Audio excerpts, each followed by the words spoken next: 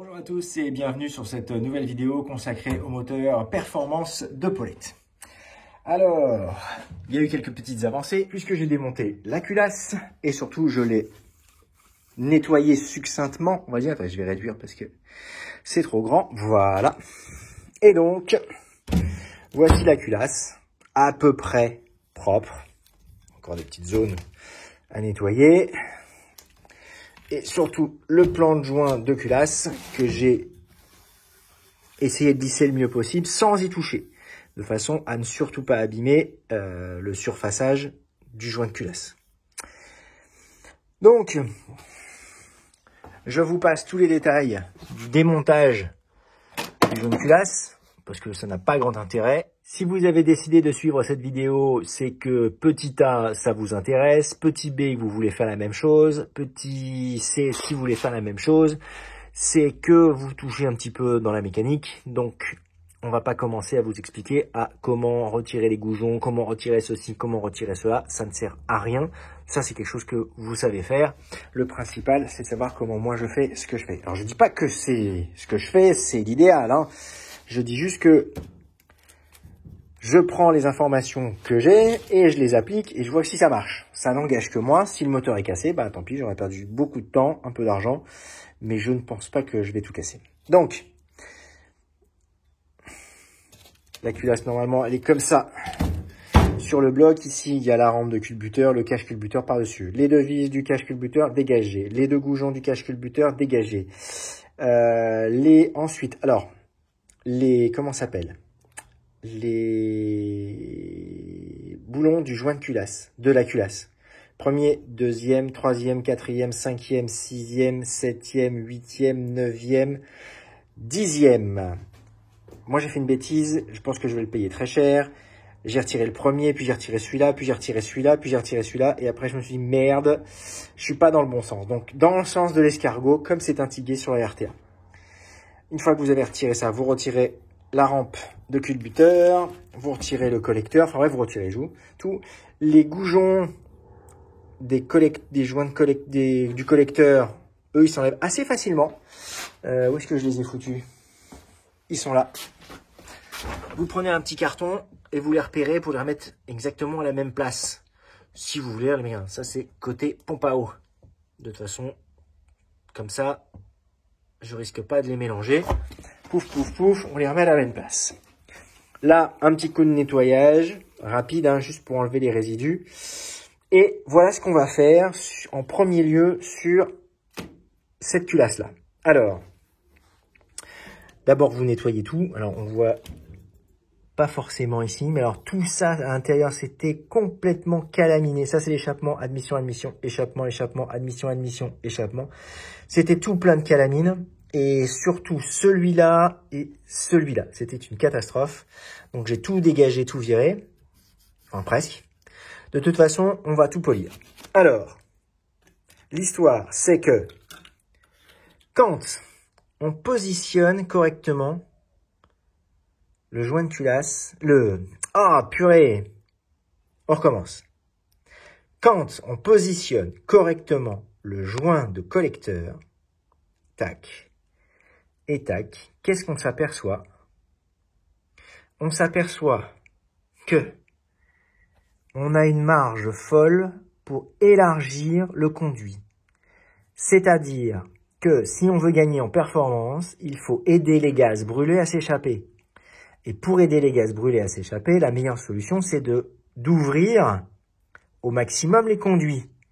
Et qu'est-ce qu'on voit? Est-ce que ça fait bien la mise en point? C'est pas si pire, je dirais.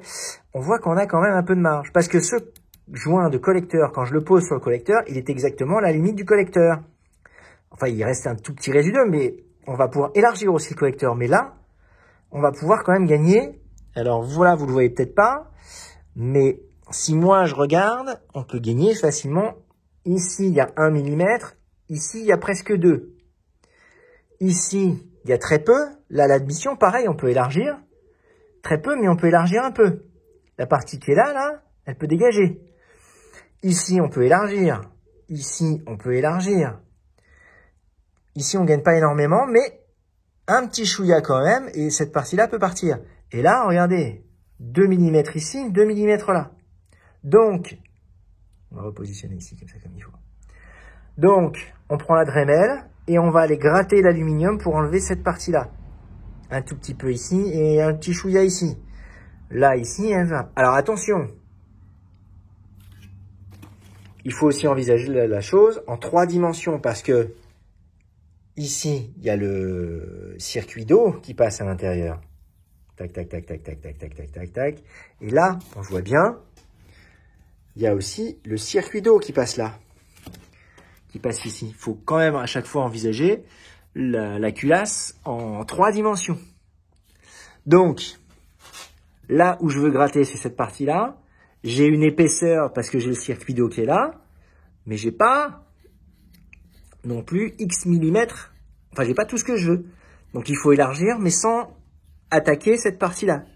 Là, il faut élargir, mais sans me retrouver dans le circuit d'eau. Là, il faut élargir, mais sans me retrouver dans le circuit d'eau. Donc, je vais peut-être pas gratter les 2 mm ici et le petit millimètre 50 qui est là. Mais si je peux gratter 1 mm tout autour et 1 mm ici et 1 mm un peu partout, bah, je pense que je peux élargir le conduit. Et de toute façon, on va lisser le conduit parce qu'il faut qu'il y ait aucun palier. Et là, on les sent, hein, à l'intérieur, on sent la fonderie. On sent qu'il y a des... Là, il y a une belle arête là. Alors là, vous voyez pas, mais... Là, il y a une superbe arête. Là, il faut vraiment lisser pour arrondir cette arête de façon à ce que le gage puisse parfaitement s'échapper par ici et ressortir ici avec le maximum d'espace et le maximum de vitesse. Donc, et puis on voit, alors est-ce qu'on voit bien? On le voit mieux sur l'échappement, sur l'admission. Regardez, toutes les aspérités qu'on peut enlever. Bah, les aspérités, on les retrouve ici. C'est un peu plus noir, on les voit moins bien, tout simplement parce que les gaz d'échappement, c'est de la calamine, tout ça c'est présent. Mais ici, on voit bien que toutes ces aspérités, on peut les enlever de façon à lisser le plus propre possible, le plus lisse possible, de façon à ce que l'échappement puisse partir, s'évacuer le plus vite possible. Et ici, on va pas du tout lisser, au contraire. Ici, qu'est-ce qu'on va faire? On va faire cette espèce de fameux effet balle de golf pour créer des turbulences et optimiser la combinaison air-essence de façon à ce que quand elle arrive ici et qu'elle soit au contact de l'essence-nacelle, il y ait le mélange cohésion possible air-essence de façon à ce que l'explosion occupe tout l'espace de la chambre et quand ça explose dans tout cet espace-là pour pouvoir pousser le piston le plus vite possible. Voilà. On continue sur ça? Bah ouais, on va continuer sur ça. Il faut que j'aille acheter une Dremel. Je vais acheter une Dremel. Et puis, on attaque. Alors la Dremel, la voilà. Alors en fait, c'est pas une Dremel, hein, c'est quoi ça? Ça, c'est du Casto. Mais ça marche très bien. Et alors, j'ai essayé avant. Donc voilà. Donc ça, c'est avant et après. Alors vous me direz, il n'y a pas grande différence. Par contre, si on remet le joint en place, qu'est-ce qui se passe si on remet le joint en place? Si on remet le joint en place avant, et si je remets le joint en place, qui était comme ça, est-ce qu'il est bien comme ça? Ouais, ben voilà, après. Hein, il est exactement à la bonne place, hein, vous voyez, tac. Eh ben, je sais pas si il va faire la mise au point. Oui, il fait la mise au point. Voilà. Le conduit a quand même été pas mal élargi. Puisque ça, c'est avant. Il avait à peu près la même tronche. Hein. Et alors, il fait toujours la mise au point. Je suis en place. Hop, je suis plus. Voilà, ça, c'est la place du joint tout à l'heure. Et ça, c'est la place du joint maintenant. Donc vous voyez que le conduit a quand même été vachement élargi. L'intérieur, j'ai commencé à le polir pour qu'il soit le plus lisse possible. Et puis on va continuer parce qu'il faut faire cette partie-là. Ok. Mais il faut aussi faire la partie qui est là-dedans. Tout ça, il va falloir le polir aussi. Donc j'ai dit faire ce petit truc. J'ai celle-là. Ça marche pas mal, mais c'est très long. Qu'est-ce que j'avais encore? J'avais plein de petits bordels. Alors j'ai essayé, je pense qu'il faut que j'en achète d'autres. Et puis voilà. Donc j'ai repéré l'échappement et les admissions parce que le traitement est pas le même, de façon à pas me faire de bêtises. Ici, on lisse, on lisse, on lisse, on lisse. On balle de golf, on balle de golf, on balle de golf, on balle de golf. De façon à pas inverser les deux. Alors, si je lisse celui-là, c'est pas très grave. Mais par contre, si je balle de golf celui-là, bah, je serai dans la merde. Donc, bah, celui-là, il est pas mal, hein. Je suis assez content du résultat. Bon, bah, il reste celle-là, celle-là et celle-là. Alors, le plus chaud, c'est ici. C'est cette épaisseur-là, en fait. Parce que l'épaisseur du conduit, elle est là. Et elle remonte ici. Et je peux vous dire que, alors à la main, ça a l'air fin. Je pense pas que ce le soit en fait. Mais ce que j'aime bien, c'est, enfin, ce qui me fait peur, c'est le son. Le son hyper creux. Bon. Et puis j'ai fait une petite boulette là. Ping.